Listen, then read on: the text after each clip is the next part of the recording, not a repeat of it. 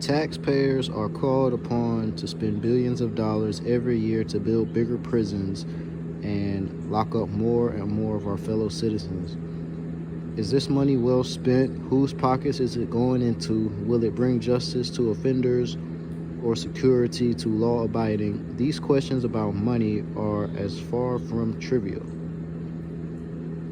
As a way of protecting the public or stopping crime, the U.S. prison system can only be seen as a monumental mistake, an insane juggernaut whose only rule is to keep growing. Convincing case of failure. Imprisonment is usually justified by appeals to one of two philosophies: protecting the public or rehabilitating the prisoner. By either standard, however, the evidence that prisons do not work is overwhelming.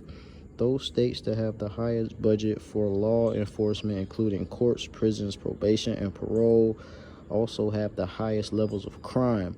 If there is any empirical established relationship between crime and imprisonment, it is that prisons foster crime.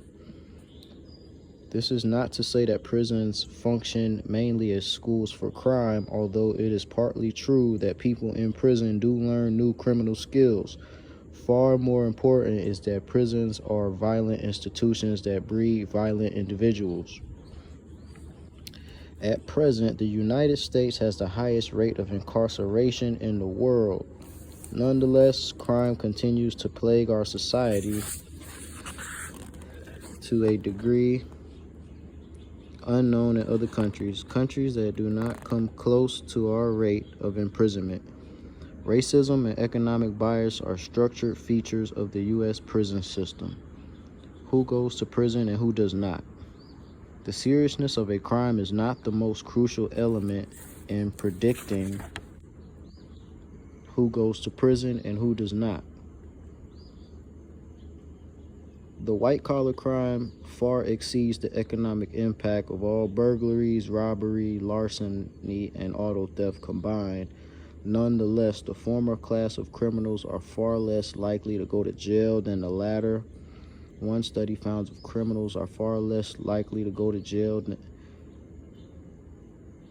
that 53% of low-income defendants receive prison sentences compared to only 26% of high-income defendants.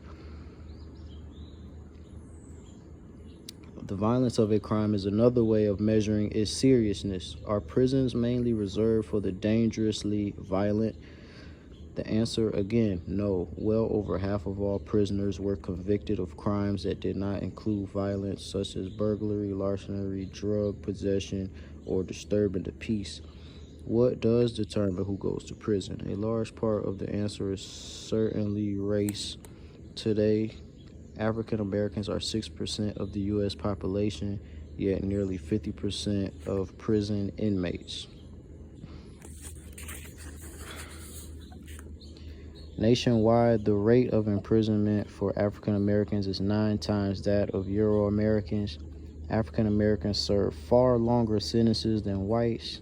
In the federal prison system, sentences for African Americans are 20% longer for similar crimes. Black males have an 18% chance of serving time in juvenile or adult prison at some time in their lives. White males have a 3% chance. More than 60% of incarcerated women are African American or Latina. Most female prisoners were convicted of shoplifting, prostitution, or economic crimes. In this context, it is significant that the 13th Amendment to U.S. Constitution, which abolished slavery, carved out one exception, permitting involuntary labor as punishment for crime. In the South, after the Civil War, the chain gang and convict lease quickly became the dominant forms of punishment. Prisoners were sold to the highest bidder and worked in coal mines, brickyards, turpentine camps. Others were used by the states to work on badly needed improvements to roads and other public works. Over 90% of these Southern convicts were African American. Nonetheless, while racism is clearly an important force in the construction of the U.S. prison population, it is obviously not the only one.